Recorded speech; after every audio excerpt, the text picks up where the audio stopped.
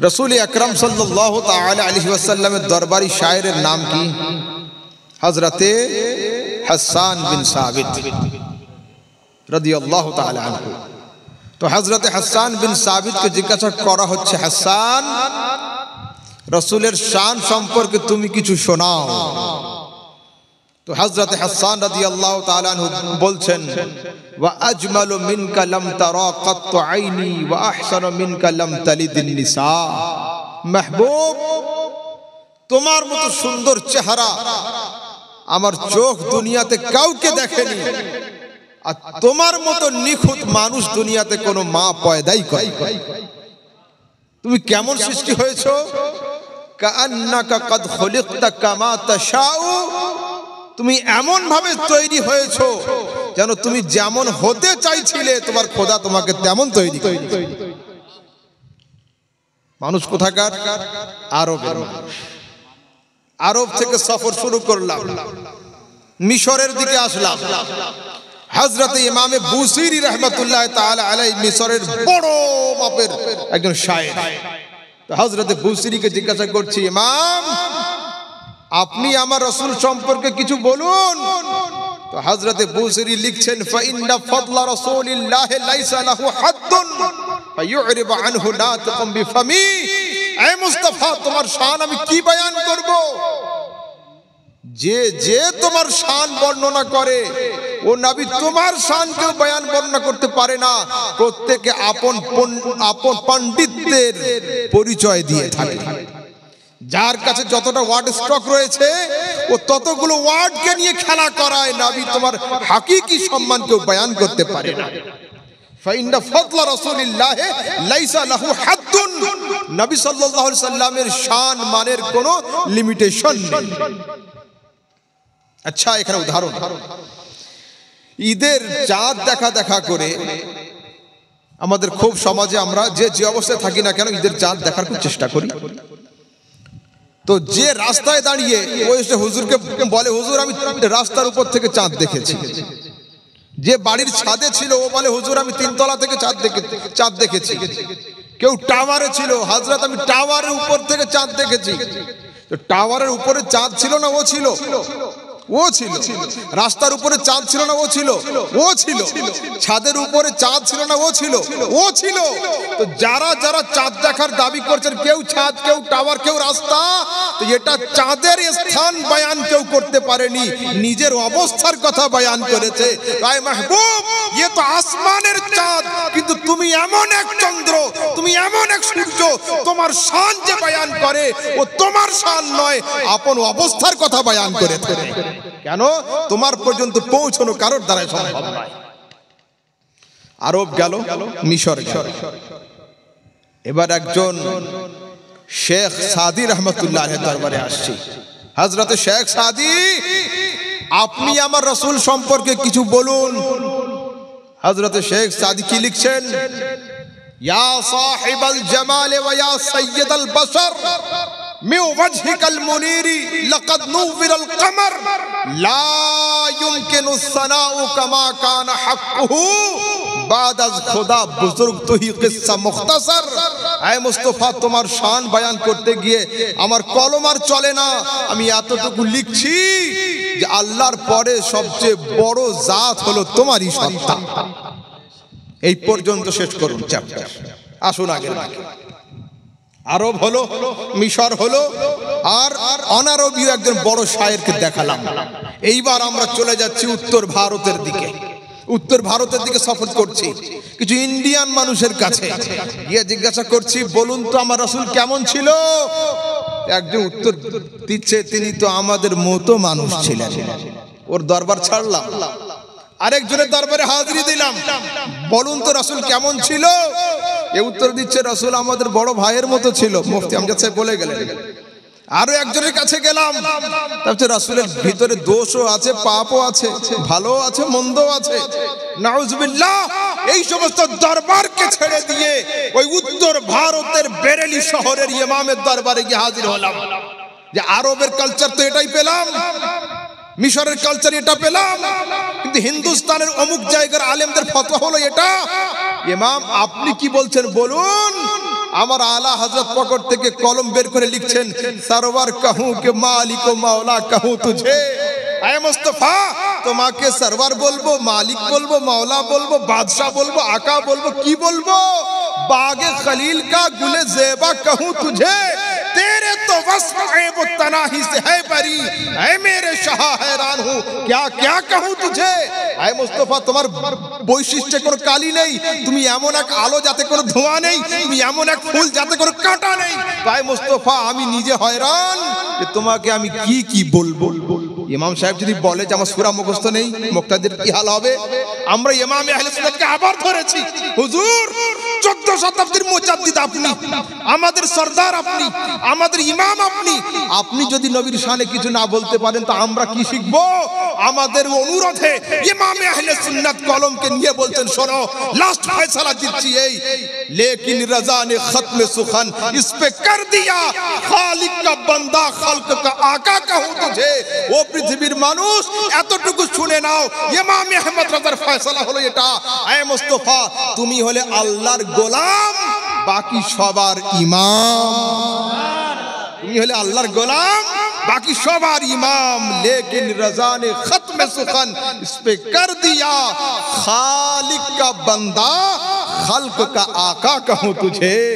ऐ मुस्तफा, তোমার সম্পর্কে এতটুকুই বলতে পারি যে তুমি হচ্ছে খালিকের গোলাম, বাকি মাখলুকের ইমাম।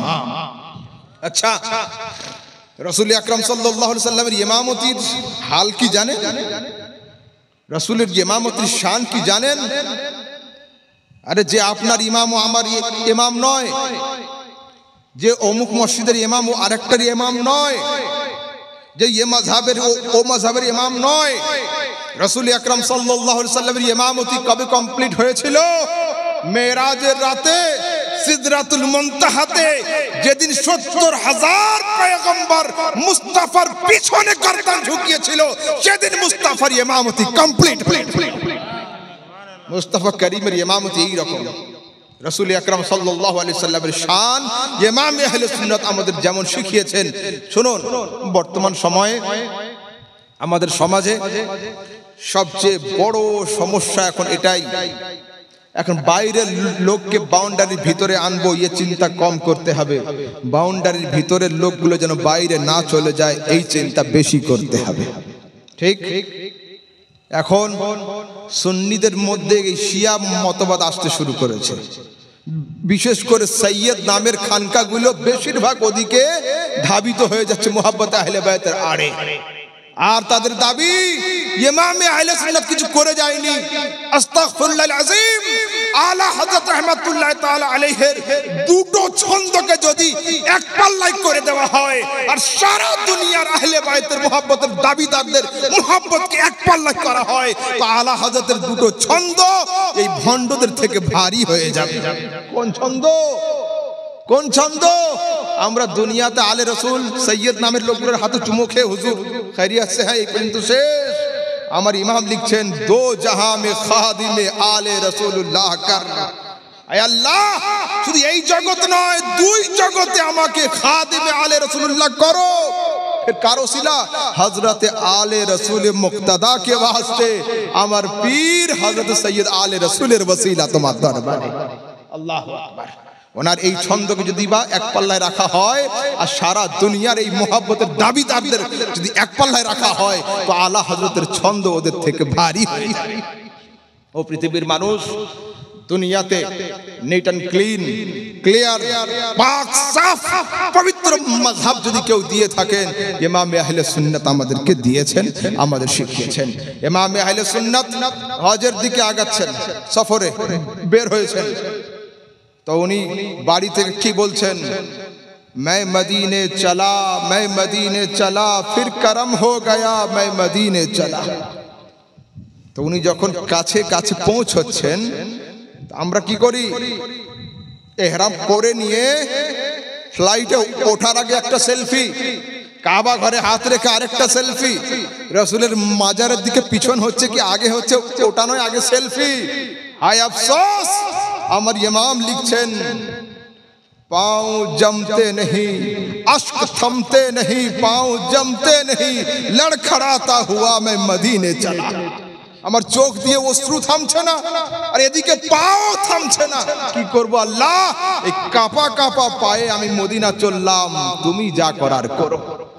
ইমামে আহলে সুন্নাত মদিনার বর্ডারে গিয়ে মদিনার পাক জমিতে পা রাখার আগে ফের ছন্দ লিখছেন, वो तेरा हरम मेरा गंदा कदम लाज रखना मौला मैं मदीने चला। তোমার হাবিবের পবিত্র মদিনা আর আমার এই অপবিত্র পা আমি রাখছি, আল্লাহ তুমি হলে ভরসা। আল্লাহু আকবার। ইমামে আহলে সুন্নাতের এই দাবি। ওইখানে গিয়ে কি লিখছেন? ইমামে আহলে সুন্নাত হজ করেছেন কবার? হজের নিয়াতে কবার গিয়েছেন? একবার। হজ যেটা ফরজ ছিল ওইটাই উনি হজের নিয়াতে গিয়েছেন, বাকি উনি আর যান নাই। রাসূলের মাজার জিয়ারতের নিয়াতে উনি প্রত্যেকবার গিয়েছেন। तो उन की लिखছেন, उनके तुफैल खुदा ने हज भी करा दिए, असले मुराद हाजिरी इस पाक दर की है। আরে আজ আমি হজেই এসেছি, তো এটা হজে আসা নয়, মুস্তাফার মাজারের ওসিলাতে আল্লাহ আমাকে হজ করানো নসিব করেছে। এর নাম হলো আকীদা, এর নাম হলো আকীদাত। এবার দেখুন আলা হযরত রাহমাতুল্লাহ তাআলা আলাইহি মুস্তাফা করিমের দরবারে হাজিরি দিয়েছেন। হাজিরি দেওয়ার পরে উনি জিয়ারত চাইছেন। হযরত ইমামে বসরি রাহমাতুল্লাহ তাআলা আলাইহি বড় মাপের কবি ছিলেন মিশরের। প্যারালাইসিস হয়েছিল ওনার, তো রাসূল আকরাম সাল্লাল্লাহু আলাইহি সাল্লাম স্বপ্নে ওনার কাছে হাজির হয়েছিলেন এবং নিজের চাদর ওনার গায়ে দিয়েছিলেন। আপনাদের জানা আছে হযরত উসমান গনি রাদিয়াল্লাহু তাআলা আনহুকে যখন নিজের রুমের মধ্যে বন্দী করা হয়েছিল বিল্ডিং এ, এবং তাকে পান করার জন্য পানি দেওয়া হয়েছিল না, তা রাসূল সাল্লাল্লাহু আলাইহি ওয়াসাল্লাম বাড়ির ছাদে এসে হযরত উসমানকে সাহায্য করেছিলেন। আলা হযরত মদিনা শরীফে গিয়ে রাসূল আকরামের জিয়ারত চাচ্ছেন। ইয়া রাসূলুল্লাহ, বুসিরিকে তুমি জিয়ারত দেওয়ার জন্য ওখানে গিয়েছিলে, হযরত উসমানের বাড়ির ছাদে এসেছিলে, আজ আমি তোমার দরবারে উঠা দো पर्दा, दिखा दो चेहरा कि नूरे बारी हिजाब में है, जमाना तारिक हो रहा है, मेहर कब से निकाब में है। मुस्तफा पर्दा उठाओ, जलवा देखाओ। আল্লাহর নূর পর্দা আবৃত হয়ে আছে, দুনিয়া অন্ধকার হয়ে যাচ্ছে, এই চন্দ্র মুখ কবে ওপেন হয়ে আমাদের সামনে আসবে? তবু জিয়ারত হচ্ছে না, জিয়ারত হচ্ছে না। ইমামে আহলে সুন্নাত রাদিয়াল্লাহু তাআলা আনহু कलम निये लिखছেন, कोई क्यों पूछे तेरी बात रजा, तुझसे कुत्ते हजार फिरते हैं। আমার কি দাম, तुझसे कुत्ते हजार फिरते हैं। এই ছন্দ বলে ইমামে আহলে সুন্নাত মাথা ঝুঁকিয়ে বসে গিয়েছেন। হালকা তন্দ্রা ভাব, তন্দ্রা থেকে নিদ্রা, যখন নিদ্রাতে গিয়েছেন পিঠে হাত পড়েছে, তাকিয়ে দেখছেন মুহাম্মদ রাসূলুল্লাহ রয়েছে। ইমামে আহলে সুন্নাত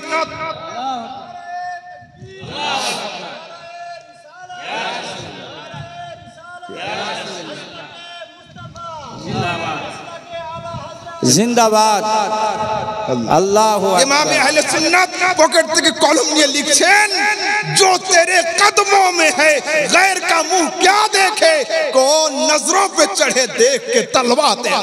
आए मुस्तफा, আল্লাহ তোমার তলওয়াতে এমন জলওয়া রেখেছেন যা অপরের চেহারাতেও রাখে না। अल्लाहु अकबर। অন্য একজন শায়ের লিখছেন, अब मेरी निगाहों में जचता नहीं कोई, जैसे मेरे सरकार है वैसा नहीं कोई। बहुत खूब। बस এই पर्यন্ত শেষ করছি। হ্যাঁ, क्या दबी भला जिस पे हो हिमायत का पंजा तेरा, शेर को खतरे में लाता नहीं कुत्ता तेरा। बहुत खूब, सुभान अल्लाह। बस बाबा बोलिए ना, 10 मिनट बोलिए ना, शॉर्टकट बोलिए, आधा घंटा।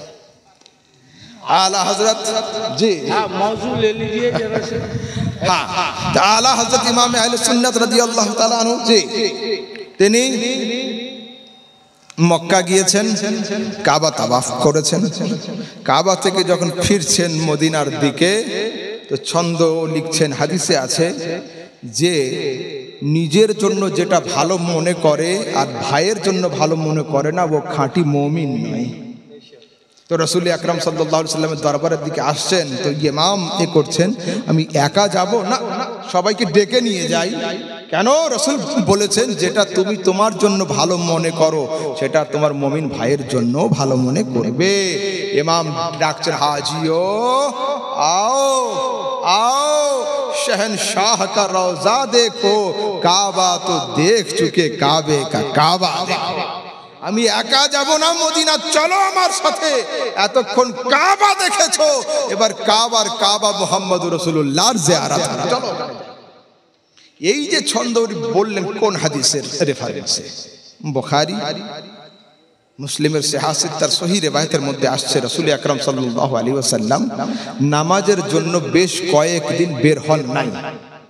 যখন হযরতে আবু বকর সিদ্দিক রাদিয়াল্লাহু তাআলা আনহু ইমামতি করাচ্ছিলেন, হঠাৎ একদিন রাসূল আকরাম সাল্লাল্লাহু আলাইহি ওয়াসাল্লাম মা আয়েশা সিদ্দিকার হুজরা থেকে পর্দাকে সরিয়েছেন। কাশাফান নবী সাল্লাল্লাহু আলাইহি ওয়াসাল্লাম সিতরাল হুজরা ওয়া হুয়া ইয়ানজুরু ইলাইনা কাআন্না ওয়াজহাহু ওয়ারাকাত মুসহাফিন।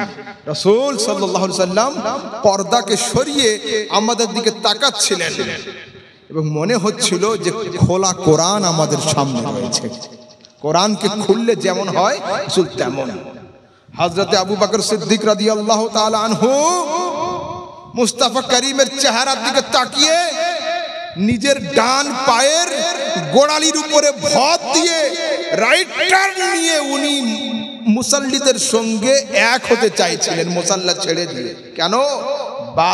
বাদশাহ মুহাম্মদুর রাসূলুল্লাহ আসবেন সাল্লাল্লাহু আলাইহি ওয়াসাল্লাম। কিন্তু রাসূল না এসে ওইখান থেকে আওয়াজ হচ্ছে আতিম্মু সালাতাকুম, তোমরা নামাজ সম্পূর্ণ করো, আজকের আমি জামাতে শামিল হব না। দুনিয়ার সমস্ত ফকিহগণ একমত, যদি কারোর চেহারা, যদি কারোর পুরো ফেস ইরাদাতান কাসদান কাবা থেকে সরে ডান বা বামে পুরোপুরি ঘুরে যায়, দেহ সমেত রাইট টার্ন দিয়ে দেয়, ওর নামাজ ভেঙে যাবে, নামাজ থাকবে না। তো হযরত সিদ্দিক আকবর আর সমস্ত মুসাল্লি পুরা রাইট টার্ন হয়ে রাসূলের দিকে তাকিয়েছিল, কিন্তু কোন ফতোয়ার কিতাবে লেখা নেই, কোন মুহাদ্দিস লেখেন নাই যে রাসূল আকরাম সাল্লাল্লাহু আলাইহি সাল্লামের সাহাবীরা নামাজকে দোহরে পড়েছে। কোন কিতাবে লেখা নেই যে তারা সিজদায়ে সাহু করেছিলেন। প্রশ্ন হলো এই, তাদের চেহারা এদিকে ঘুরলো, সিজদায়ে সাহু হলো না কেন? তা বলছে ও পৃথিবীর মানুষ, শর্ত হলো এই, চেহারা যেন কিবলার দিকে থাকে, চেহারা যেন কাবার দিকে থাকে। তো সেই দিন সাহাবীদের চেহারা সামনের মাটির তৈরির কাবা থেকে তো সরেছিল, কিন্তু কাবার কাবা মুহাম্মদুর রাসূলুল্লাহর দিকে হয়েছিল সাল্লাল্লাহু আলাইহি ওয়াসাল্লাম। ঠিক আছে, দেখুন যুবকেরা শোনো, আর 5 মিনিট। এডুকেশন নলেজ সম্পর্কে আমাকে হালকা করে বলতে বলা হয়েছিল। দেখো, ইলম হলো নূর, জ্ঞান হলো জ্যোতি। তো আমাদের সবাইকে জ্ঞানী হতে হবে, এডুকেশনের সঙ্গে যুক্ত হতে হবে, এবং জ্ঞানী হওয়ার পরে ভালো মন্দের পার্থক্য শিখতে হবে। আমাদের সমাজে কিছু সাধারণ কিছু মৌলবী সাহেব এমন তৈরি হয়েছে, তারা এই দাবিতে আছে আপনি ভালোটা নিয়ে চলেন, মন্দ বলার দরকার নেই। লা হাওলা ওয়ালা কুওয়াতা ইল্লা বিল্লাহ। আমাদের আরবিতে একটা মাকুলা আছে, আস-সাকিতু আনিল হাক্কি শায়তানুন আখরাস। সত্য কথা বলতে যে দ্বিধাবোধ করে, ওর নাম হলো গোঁগা শয়তান। সেহেতু আমাদেরকে শুধু ভালো বললে হবে না, মন্দটাও বলতে হবে। এই জালে আলেমও দেখছি পড়েছে, এই অঞ্চলের কিছু আলেম আছে, তারাও হায় আফসোস। শোনুন ভালো করে, একটা 3 তলার জাহাজ চলছে সমুদ্রে। জাহাজের উপর তলাতে আছে আমার হযরতদের মতো আলেম, যারা আমর বিল মারুফ আর নাহি আনিল মুনকার করেন, ভালো কাজের আদেশ দেন, খারাপ কাজ থেকে লোককে দূরে সরান। এই টাইপের লোক আছে, তোমাদের মতো আপনাদের মতো আছে। জাহাজের মিডল ক্লাসে কিছু লোক শুয়ে আছে, মোবাইল নিয়ে ডাউনলোড করা ভিডিওগুলো দেখছে, যাদের দাবি হলো এই যে যা করছে করুক, আমাদের বলার দরকার নেই। আর জাহাজের একদম নিচের ফ্লোরে কিছু লোক ছিল, মিস্ত্রি আছে, মজুর, ওদের কাছে ছেনিও ছিল, হাতুড়ও ছিল। তো জাহাজ 3 দিন ধরে পানির উপরে ভাসছে, বালতিতে দড়ি বেঁধে পানি তুলে রান্না করতে কষ্ট হচ্ছে, থালা বাসন মাজতে কষ্ট হচ্ছে। হেডমিস্ত্রি আদেশ দিয়েছে যে তোমাদের কাছে ছেনিও আছে, হাতুড়ও আছে, জাহাজের তলায় একটা ছোট ফুটো করে ফেলো, ওখান থেকে পানি উঠবে, সহজে নিয়ে আমরা ব্যবহার করতে পারবো। তো হেডমিস্ত্রির হুকুম কে মানবে না? লেবার তো সবাই মানবে। ভুল বললেও ঠিক, ঠিক বললেও ঠিক। হেড ওই হাতিলি বের করে সে যে ঠক ঠক আওয়াজ শুরু। আমি আর আমার হাজরাত 3 তলা থেকে নেমে আসছি, যা হয় হোক জাহাজ ফুটো হতে দেব না। মিডিল তলার লোকগুলো ইউটিউব আর ফেসবুক চালাচ্ছিল, ছেড়ে দাও, যে ফুটো করছে সে ডুববে, তোমার টেনশন কিসের? আসলে কি তাই? জাহাজ যখন ডুববে কি শুধু নিচের তলা ডুববে? 3 তলা জাহাজ সবটাই ডুববে। সমাজে যদি ভালো কাজের আদেশ আর খারাপ কাজ থেকে নিষেধ না করা হয়, গ্রামে আগুন লাগলে মুফতি সাহেবের ঘরও বাঁচবে না, ওটাও কিন্তু পুড়বে। আর মুরিদ যদি বেশি থাকে, পানি নিয়ে রেডি থাকে, না পুড়লেও কিছু আঁচের দাগ অবশ্যই আসবে, পুরাপুরি ক্লিয়ার থাকবে না। তো পৃথিবীর মানুষ শুধু জ্ঞান অর্জন করলে হবে না, ওই জ্ঞানকে সমাজের মানুষের সামনে আনতে হবে এবং হককে হক, বাতিলকে বাতিল, সঠিককে সঠিক, বেঠিককে বেঠিক বলার মতো সিনা তৈরি করতে হবে। ঠিক আছে?